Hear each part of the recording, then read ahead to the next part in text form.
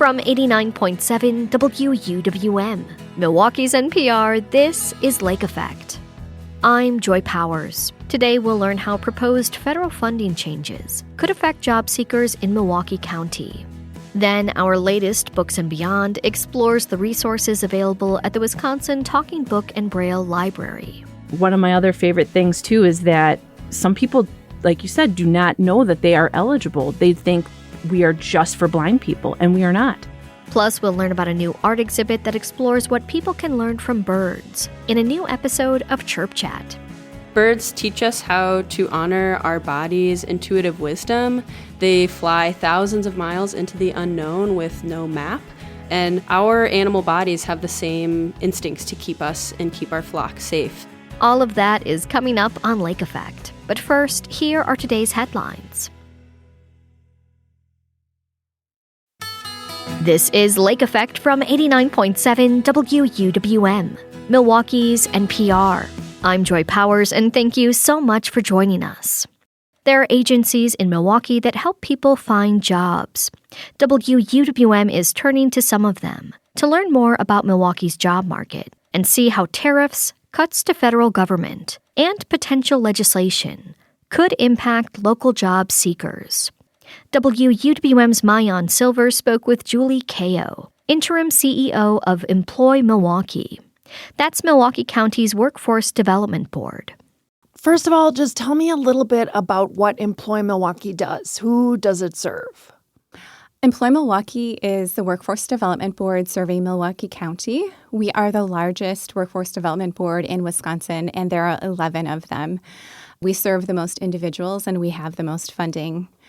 We have a dual mission, so we serve employers and job seekers through an $18 million budget annually. Nice. Okay. So I actually met you at an Employ Milwaukee job fair. What kind of employers come to those and how often do they happen? Can you tell us a little bit about those? Absolutely. One fact that people don't realize is that our board of directors is business-led. So a lot of the work we do is through a sector-based approach or industry partnerships. And that means employers tell us first, these are the jobs that are in demand. These are the skills that are needed. If you do these types of trainings, your job seekers will qualify and get hired by us. So that's always number one for us to do that process. And then we decide to have job fairs based on the quantity of job openings. So usually sector-based. So I believe the one that you had attended, Mayan, was a social services event. And so there were a lot of nonprofits, community-based organizations that had openings to fill. Other types of events we do are manufacturing hiring events, first source hiring events that are for construction, particularly for City of Milwaukee residents who can get a special certification and access to jobs on local projects that are funded partially by the city. We've also done hospitality job fairs, IT, financial services, really any industry that is growing, has good jobs with good wages and advancement opportunities, we'll set a hiring event for. And when you say that right now in Milwaukee County, it's more of a job seekers market or an employer's market? I would say right now the unemployment rate generally is low. So we call that a tight labor market, and usually that favors the job seeker. That means employers need help. There's a lot of job openings. When you see a higher unemployment rate, that means employers are pulling back on jobs and there's more people searching for work. So right now in Milwaukee County, the official unemployment rate that was released in March of 2025 was 4.4%. And that is up a little bit from December of 2024, where it was 3.4%. But that doesn't tell the whole story in Milwaukee. So we have zip codes within the city and even in some suburbs that have higher unemployment rates. So if you dig into the data through the U.S. Census, you will see that, for example, 53206 has an unemployment rate of 12%. And that's just people searching for work and is not counting individuals that perhaps are incarcerated or have stopped searching and are long-term unemployed. That's very telling. Those also are zip codes that are from marginalized communities, predominantly people of color. Employ Milwaukee knows this. What are some of the ways that you kind of target and try to bring services to those areas? Yes, we have a robust community engagement team. So we don't wait for people to come to us at our corporate location. We do two things. We have satellite locations with pop-ups continuously. So if anybody goes to our website at employmilwaukee.org, there's a calendar and it will show you where the pop-ups are. So we go to the neighborhoods. We try to do a lot of place-based outreach and recruitment so that people really learn the services available to them. We also have service provider. So we are a funder of a lot of the organizations that people have heard about and do such good work. Examples are UNCOM, Milwaukee Christian Center, Journey House, Hispanic Collaborative, a lot of different organizations we actually contract with to provide funding to extend our reach even further. And what are some of the things that you teach job seekers, or what are some of the basics that people should know about looking for a job? Yes, job readiness training is another term for that is essential skills. So we always advise people to dress for an interview the way you would for work, and we teach people what that means, especially our youth programming. So we have an extensive summer youth employment program. A big part of that is introducing them to the world of work, what that means, how you need to dress and work with your coworkers. The second thing is to make sure if you have not obtained your high school diploma that you work on that. That's always one of the first items that people will ask about, along with trying to get a driver's license if possible, and also to ensure your resume is up to date and includes the most recent work experience that you have. And we can help with all of those items. And if individuals do not have a strong work experience or background with a skills training program, we will enroll them in our programs and try to shore up those items on their resume and match them with a job seeker that has that type of role. Well, that kind of leads into the what's happening in the federal government and those policies. Recently, the House, U.S. Congress, passed a bill that was sometimes being titled the Big Beautiful Bill by President Trump's administration that has a lot of his agenda in it, cutting a lot of Medicaid services, cutting some food share program. Like, how does a local job search agency like yours consider potential federal impacts on the people that live here? Absolutely. We're watching our own funding for one. So we have formula funding under the Workforce Innovation and Opportunity Act. We call it WIOA. So that is discretionary funding, and that will be reviewed through the appropriations process this summer. So we are watching that closely because that's what funds our base programming that provides the training and the wraparound supportive services that I talked about to youth, adults, and people who have been laid off from a job. So we are tracking that ourselves. We also have other discretionary grants that we are just ensuring that we spend well, meet our outcomes so that they remain intact. But overall, as far as other social service programs being reduced, I think the impact is really that families will have more expenses potentially, but also their need for work is going to increase. So I have followed this a bit, and there will be work requirements possibly for some of the programs. That is a place where the Workforce Board, Employ Milwaukee, can help because we do have relationships with a lot of those providers and with employers, and we can help make that connection. That's really interesting. Are there any places where you're worried, whether it's the DEI policies or other cuts that are happening through DOGE or anything like that that you're specifically following and concerned about? When the initial DOGE review happened, we were definitely concerned. We have 6 Department of Labor grants, 1 Economic Development Administration grant, the Biohealth Tech Hub, and then a lot of our other grants are sourced in federal funds. So we had identified that 98% of our funding ultimately is federal. So we were very concerned and watching it closely. Ultimately, all of those grants appear to have been reviewed. There is a new Secretary of the Department of Labor, and we've not received any terminations on our grants. As far as the executive orders surrounding DEI and other issues, there hasn't been further guidance issued from either the Department of Labor or the Department of Workforce Development that would impact what we do, meaning policy, procedures, things we'd have to change. So I'm assuming that if there are changes in those areas, it's just going to take a while.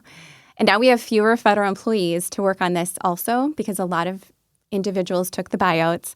So all of that executive order information flows through a process that turns into policy, that turns into procedures. So we're kind of waiting to see.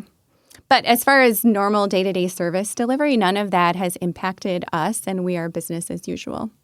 And interestingly, in terms of the overall job market, NPR had reported on the May jobs report from a few weeks ago that the U.S. job market has cooled slightly as the Trump administration's trade war has heated up. There's just slightly fewer jobs in May than there were in April, but the drop was smaller than forecasters had expected.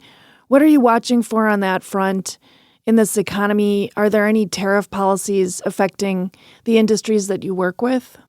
I think it depends on the industry. We don't have a big automotive industry here, though we're probably in the supply chain. But a lot of the news has been around Detroit. So obviously they're impacted really directly by the tariff changes. I think it really depends on the industry, where they source their products, where they are in the supply chain. But overall, I believe that the administration's goal is to do more production in the United States. So for us, that means looking ahead to upskilling opportunities for current manufacturing workers, whether that's automation, robotics, AI, anything they need to have to stay competitive, and how to bring on new workers in case new locations are opened and, new production occurs. So I guess in closing, you've been, helping job seekers and placing people with employers for about 30 years now. In the last year, what has been your placement numbers? Like, how are those statistics going? Yes. In our last full program year, we served over 13,000 job seekers on a variety of levels and over 700 employers.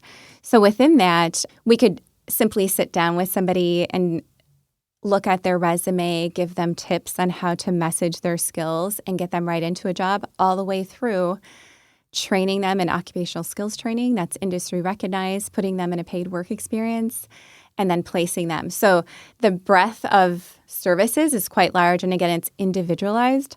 So within that, we trained 1,600 people. Over 1,000 of those individuals were placed in employment, and the average wage was $19 an hour. So very successful within that. And we trend younger, so our youth programming is something that we're really known for, and we're starting the youth summer employment program season. So we have 2 programs, Camp Rise for 10 to 13-year-olds, and it's kind of a camp experience where they get career exploration speakers and mentors, and we pay them to attend. They get a stipend. And then the Earn and Learn program, which has been around for over 15 years, and we place up to 1,000 teenagers and young adults into 7-week work experiences with public and private sector employers. So through both of those programs, we're trending younger, and about 57% of our participants are youth. All right. Thanks so much for sharing this information, Julie. You're welcome. Thanks for having me, Mayan.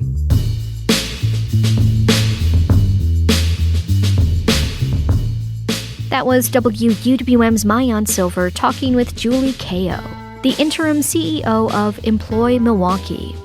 This reporting is part of WUWM's commitment to cover the issues our community has told us are most important. We're devoting more coverage to 3 topics: climate change, immigration, and the economy. At WUWM.com, you can find more of our economy coverage. And did you know you can listen to Lake Effect as a podcast? Search for Lake Effect wherever you get your podcasts to download and listen on demand. Coming up later in the show, we'll talk to an artist who asked people to share their memories of birds as part of an exhibit at a local museum. But first, we'll learn about the Wisconsin Talking Book and Braille Library for the latest in our Books and Beyond series. That's coming up on Lake Effect on 89.7 WUWM, Milwaukee's NPR.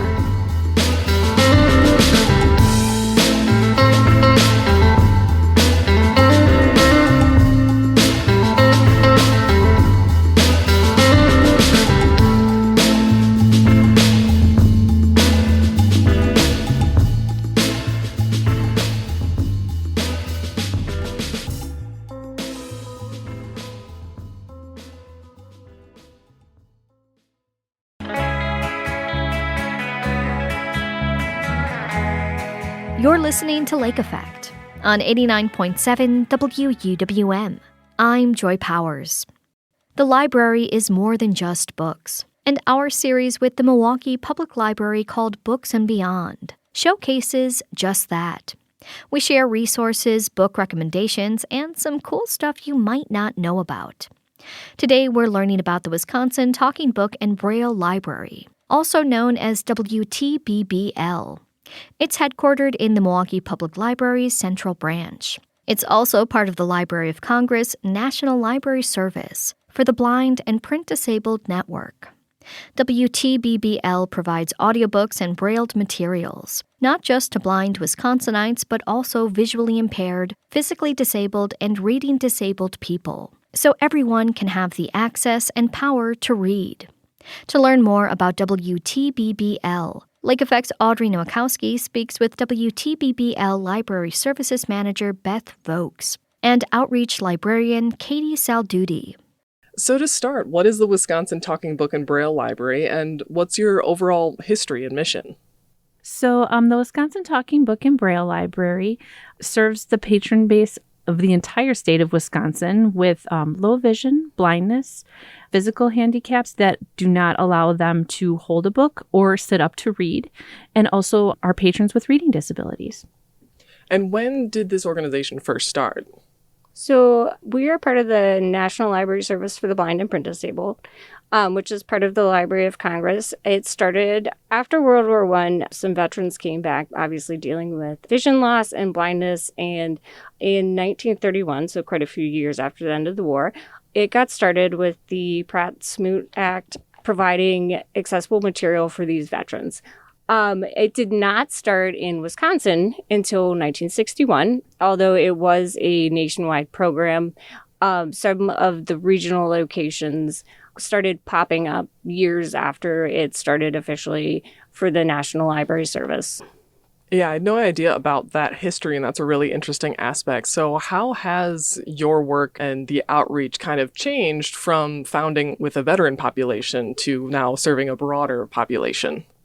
So this is before my time, but over the years, it has significantly changed. At first, it started with, of course, just blind veterans. Starting in the 50s, it also included children and also people with vision loss. And I can't quote the exact date when it started for people with physical handicaps, but as over time, it broadened to include people with physical handicaps as well as people with learning disabilities. Additionally, and this actually is in my time, in 2021, there actually was a change in the ruling of who could certify applications for people with reading disabilities. Because prior to that, it was required to be a doctor's signature. And now the applications can be certified by a much broader range of people who work with people with reading disabilities, such as teachers, social workers, etc. So, okay, yeah. Can you talk a little bit more about that? You mentioned an application process. So it's not just like, hey, come on, get our resources here. There's a little bit of a process compared to get a library card and check out any book you want, right? So how are you serving both individuals and institutions and putting them through those application processes? Yeah, absolutely. So unlike the public library, our patrons do have to qualify to use the service. So as Beth mentioned, we do serve a specific part of the population, and we do have an application. So our patrons do have to have a qualifying disability and have to be certified by a professional familiar with their conditions, such as a doctor, a nurse, social worker, etc. And part of the reason for that is because our material, the audiobooks and Braille material, are copyright exempt. So unlike a traditional book you would find in the library, we have unlimited copies of the audiobooks. So when a patron uses our app, we have limitless copies available for another patron. They can also download it. They don't have to wait, which is great, but that does mean our patrons have to qualify. Okay. We can't just, hand that out to everyone. Yeah, and that app you mentioned, it's called BARD, the Braille Audio Reading Download. And as you mentioned, those are readily accessible. There's no wait list. In what other ways do the materials you have differ from, say, what I would check out from the library upstairs? So, in addition to having the unlimited copies, our library has e-Braille. So we have Braille books that our patrons can download. We provide a refreshable Braille reader, which is, if you would picture like it's kind of a rectangle device, and it has a strip of little bumps that when you download a Braille book, they pop up with the Braille letters, which is not something you would find at most public libraries. We do also have hard copy Braille. We have audio magazines. We have audio described DVDs for our patrons to check out. We have kits, which is the Braille books as well as the audio. So we have a whole range of material that's more accessible for our patrons with vision loss or reading disabilities.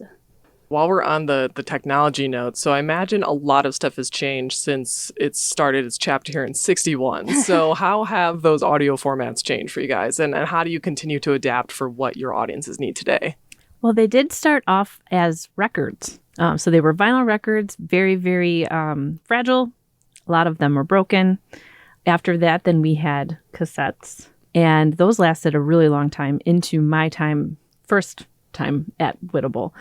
And then those evolved into digital cartridges. And after that happened, and we went to the Gutenberg model where we were able to duplicate on demand, all of those old ones that were just one set book went away. And we sent them all back to the National Library Service. And now you can still use those digital cartridges as well as BARD. You mentioned your first time around. So what's some of your history with this organization here? Sure.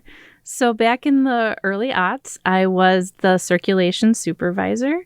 I was also doing a lot of duplication as well at that time for magazines and other circulation materials. And it was very different back then. I mean, we had thousands and thousands of cartridges that we went through every single day and mailed out. But that part has also remained the same. We send out things for free, and our books are able to come back through the mail for free for our patrons. So it doesn't cost them a dime. I love that. And while we're talking about kind of the scale, can you both explain what your outreach work looks like and approximately how many people you're serving on a day-to-day basis? Well, Katie does all of our outreach except for when she's unavailable, and then we do fill in. She does a lot of research, finds places that are, working with people who are having vision issues as well as learning disabilities. And a lot of people reach out to us as well. They want us to come and give presentations to their residents. We come and give presentations on what we can offer them. And Katie gets a lot of requests for her to come out and explain our services.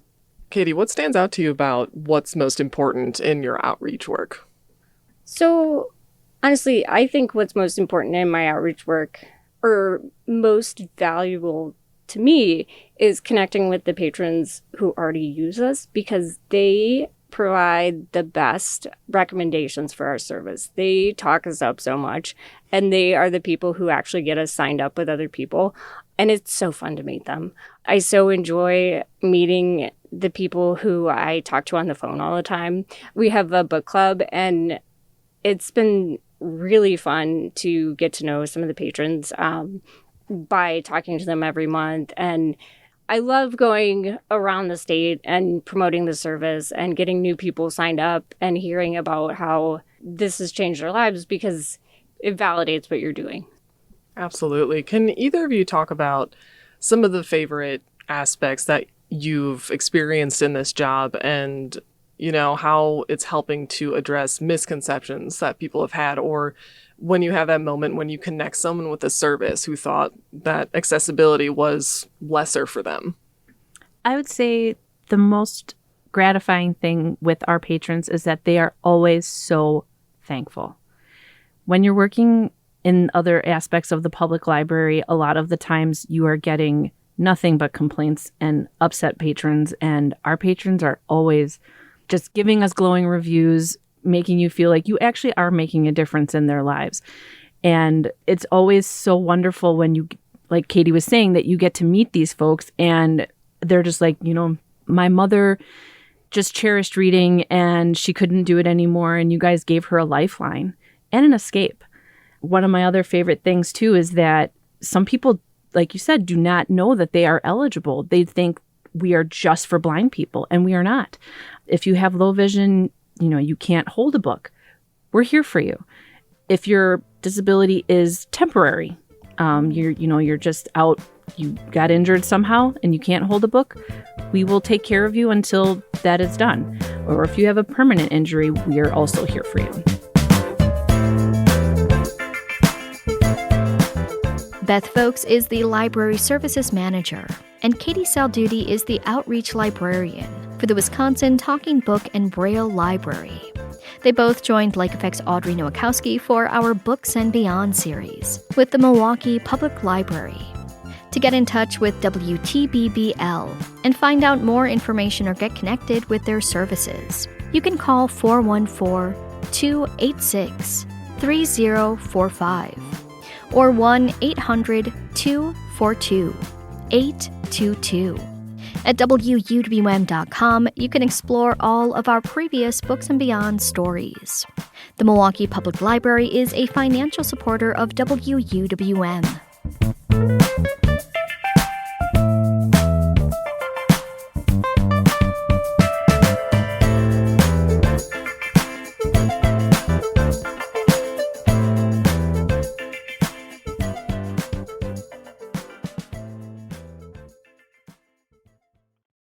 If you've ever waited for a movie at the Oriental Theater, you may have found yourself at Landmark Lanes for a game of pool, bowling, or Dance Revolution.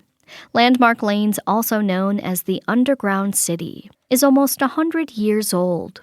When it was first created in 1927, it would have been hard to imagine how the East Side would evolve in the coming decades.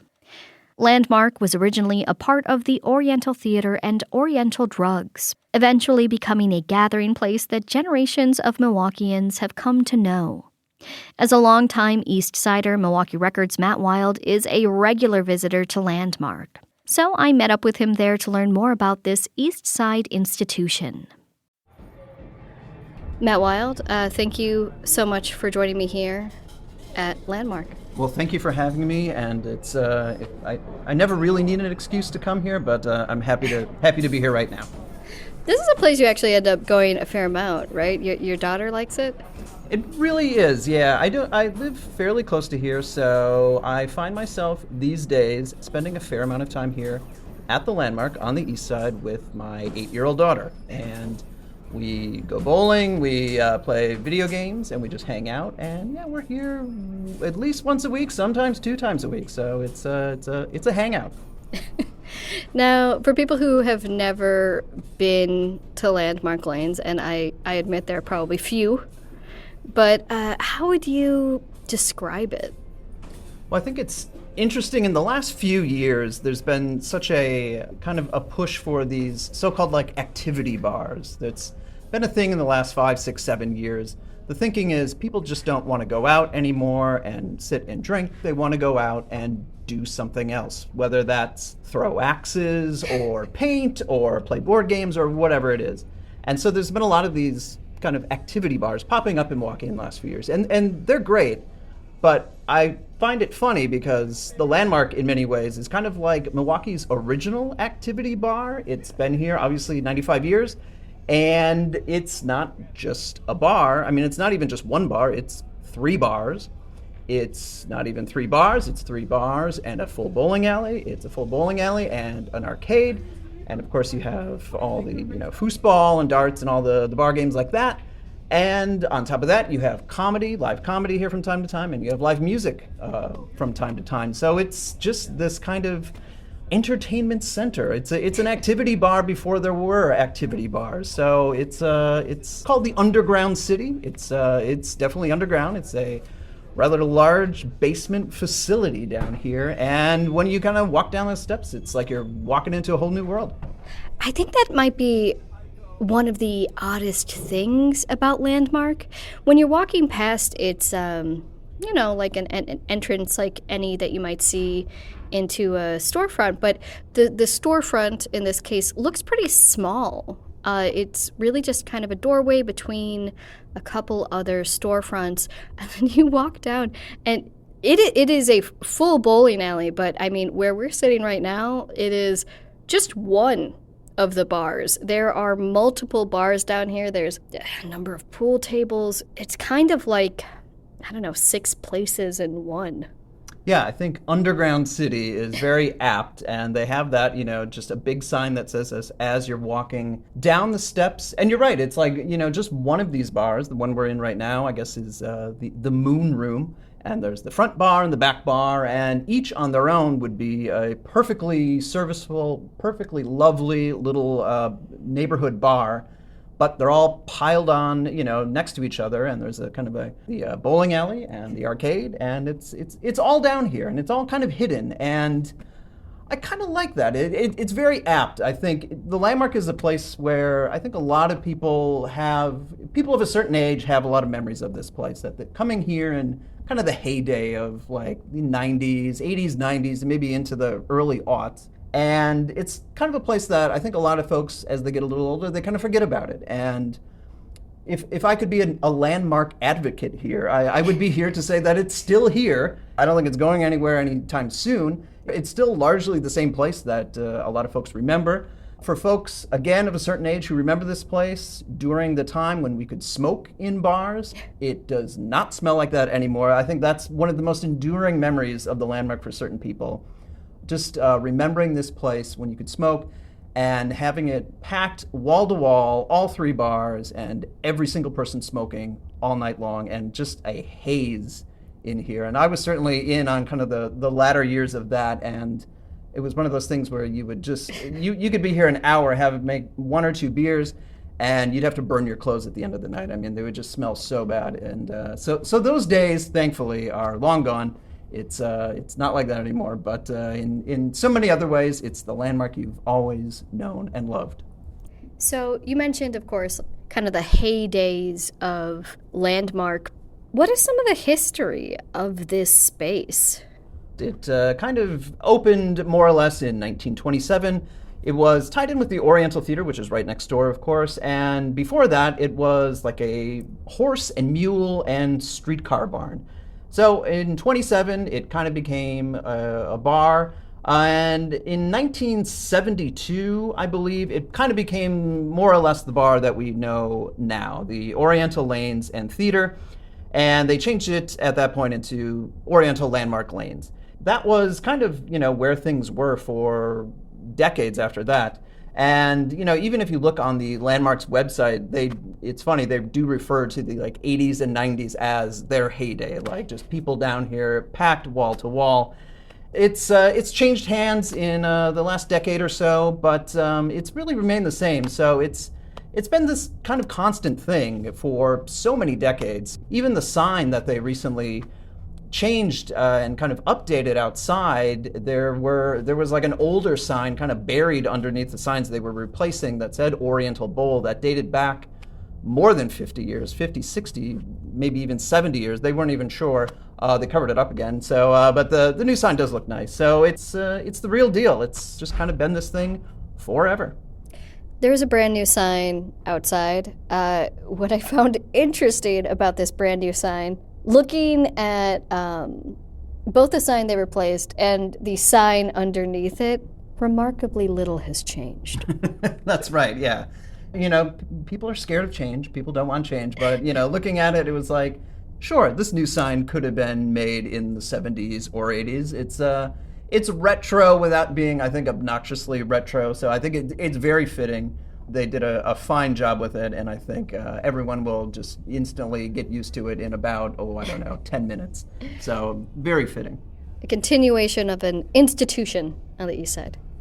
Absolutely, and that's what this place, I think, really is. And like I was saying before, it's a place that I think a lot of people have fond memories of when they lived on the east side, and maybe in the years since they've moved on to other neighborhoods. They've moved out to Bayview or even farther flung than that. Some have gone way out to the suburbs, but The East Side, I moved here way back in 1996. I've been here ever since. I've never left the East Side. I've kind of just bounced around in a small radius from apartment building to apartment building. And it's really reassuring that this place and this neighborhood kind of sure has seen some change, but the landmark is still here. And it's something that, people need to be reminded of sometimes. Maybe they haven't been to the side of town in a long time, and I am here to say that welcome back to the East Side. There's a lot of things that are different, but one thing that is not different is the landmark, and it's in my view, lovelier than ever. Well, Matt, thank you so much for joining me here at Landmark. Absolutely, thanks for having me. Matt Wild is a co-founder of Milwaukee Record and a longtime fan of Landmark Lanes.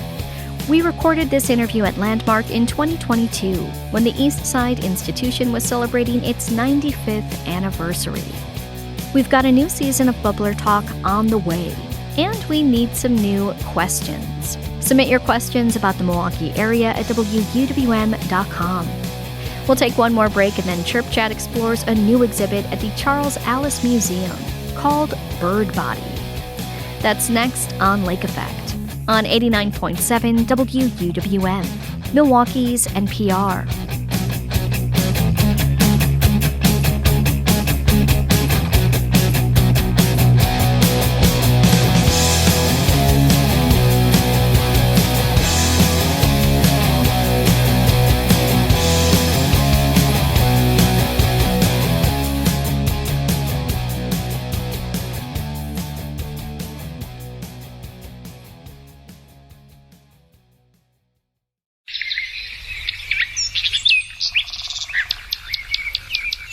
This is Lake Effect on 89.7 WUWM. I'm Joy Powers. Think about the last time you noticed a bird. Was it flying away from a predator, or maybe it was building a nest? Bird Body is a new exhibit at the Charles Allis Museum in Milwaukee that explores what people can learn about themselves by observing the birds around them. Hattie Grimm is the artist in residence at the Art Museum and the creator of the exhibit. For this month's Chirp Chat, Grimm joins Lake Effect's Excret Nunez to talk about her inspiration for Bird Body and how it engages visitors. For today's episode of Chirp Chat, I thought it'd be interesting to explore what birds represent in people's lives. And Hattie, your art exhibition features 20 original wooden paintings and sculptures. What inspired you to create this collection of artwork? Yeah, so I formed a relationship with birds when I was going through a hard time, and to cope with that, I started going to the lake every morning. For just 10 minutes, I would stand there, and that early in the morning at sunrise, really nobody else is there except for the birds. And so I got to see mergansers and grebes and red-winged blackbirds, and one time I saw a pelican, and I got to see them swim and hunt and sing. So naturally, birds became a really relevant symbol in my artwork. Birds teach us how to honor our body's intuitive wisdom. They fly thousands of miles into the unknown with no map, trusting in their instincts to lead them and their flock to safety. And our animal bodies have the same instincts to keep us and keep our flock safe. So I'm really inspired by my own journey of trying to tap into my own body's communication and honor it when I need rest, when I need to grieve, when I need to celebrate. Unfortunately, we have inherited a culture that expects us to ignore or avoid this communication, ignore our desires, our bodily needs, our emotions in favor of productivity, in favor of what someone with more power tells us we should be doing. So I think it's a really important part of becoming more free and more ourselves to tap back into what our body knows about keeping us safe and keeping us happy. And do you feel like birds have always played some sort of role in your life, or is it something that you just started taking notice of during this time in your life? They really came to me more in the past couple years during that difficult time. The lake has always been something really important to me and something that's really calming for me. And so that was kind of my initial entry into taking care of myself and just spending time at the lake. I ended up spending a lot of time with the birds. And I noticed your paintings and sculptures aren't the reflection of a particular bird species. Can you describe your artwork to our listeners so they have an idea? Yeah, so my paintings and my sculptures are not representative of any specific species of bird. They're more just a representation of birds as a symbol of freedom and intuition. So the birds are really a representation of my body, of me as a bird. So some of them are bird-human hybrids. Some are flying, hanging on the wall. Some are standing. Some of the sculptures are small and could fit in the palm of my hand. And the biggest one is bigger than me. It's 6 feet by 4 feet. So the sculptures are made out of reclaimed wood that I cut with my jigsaw. They're painted with really bright colors like watery blues and yellow, and one of them is hot pink.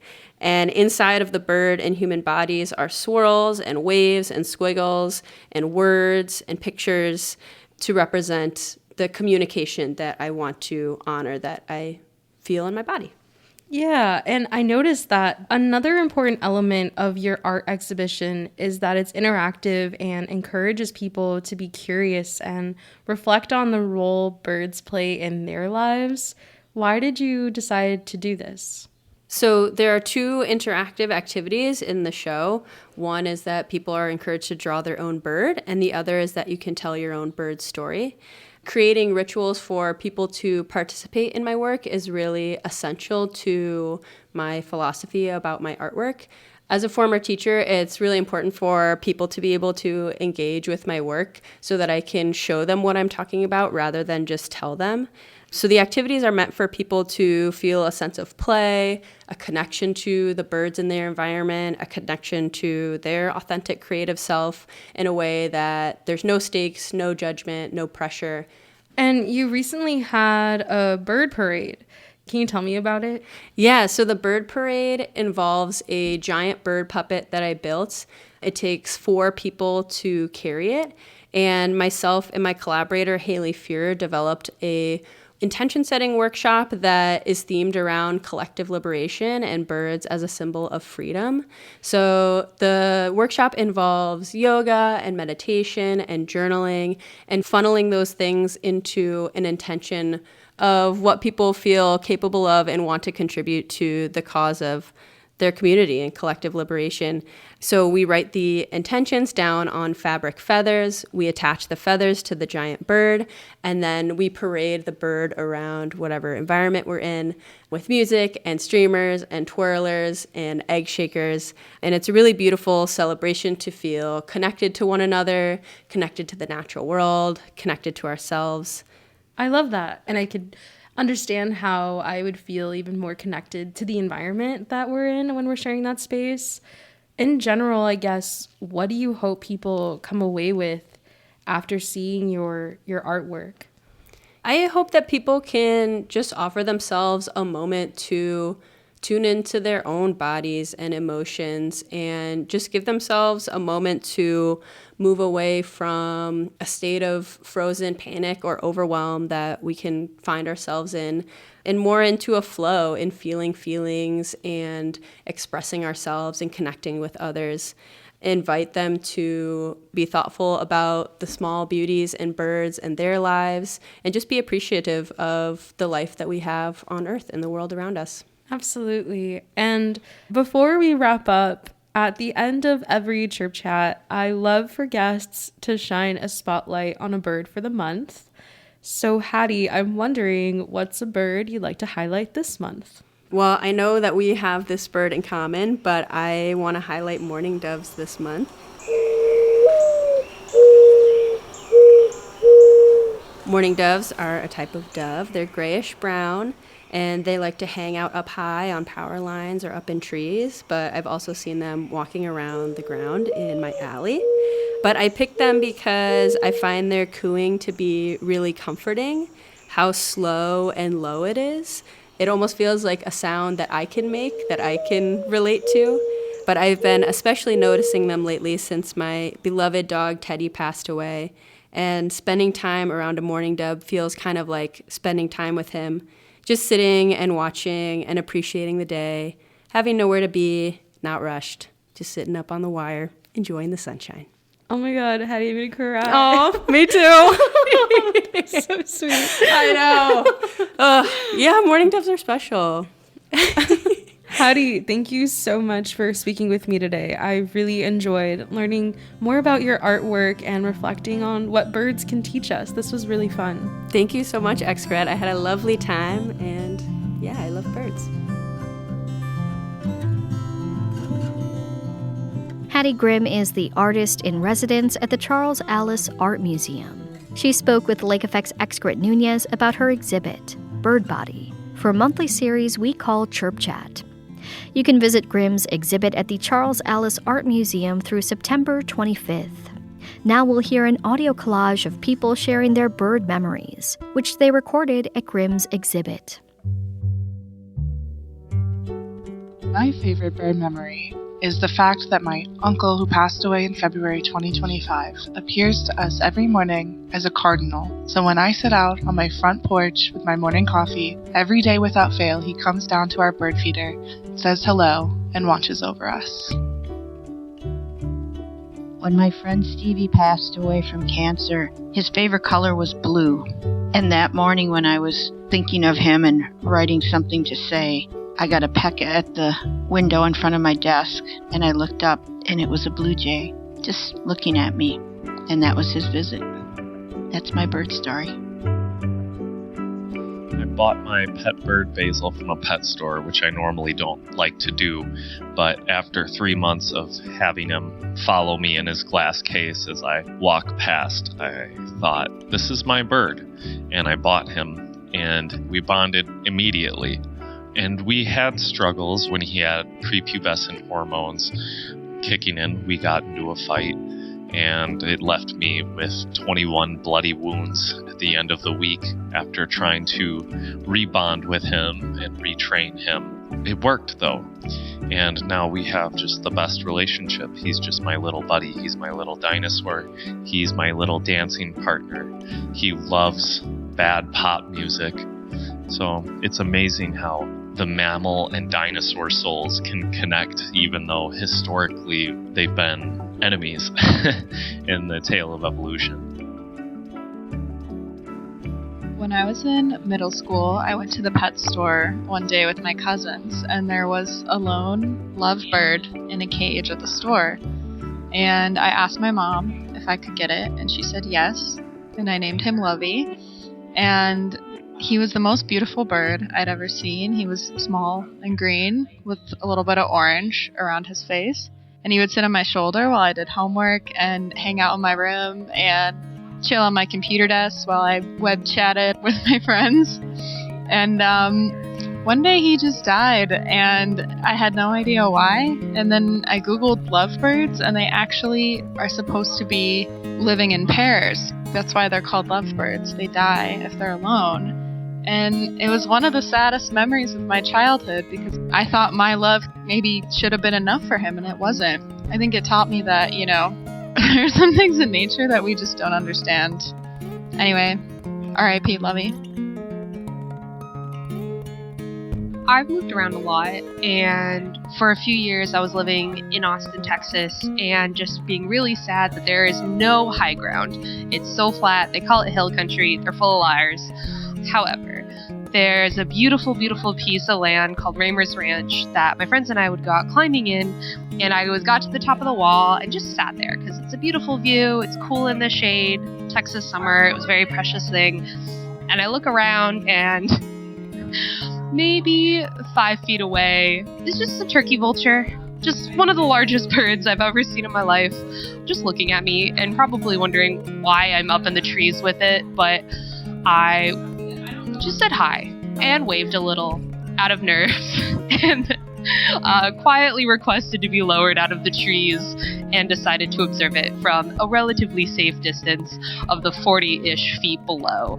Properly, I think that day I was okay not sharing the trees with the turkey vulture, but I can say I have done it.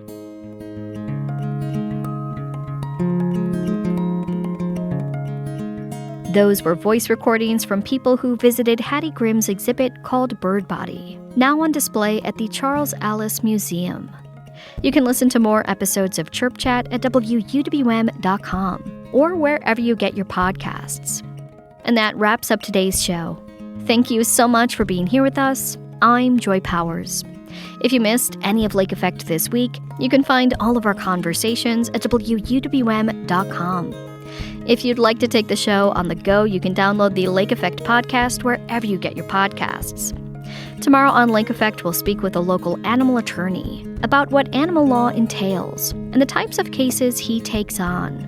Plus, comedian Matt Walsh will talk about the art of improv ahead of his performance with Bluebird Improv in Milwaukee. Thanks so much for joining us right here on listener-supported 89.7 WUWM, Milwaukee's NPR.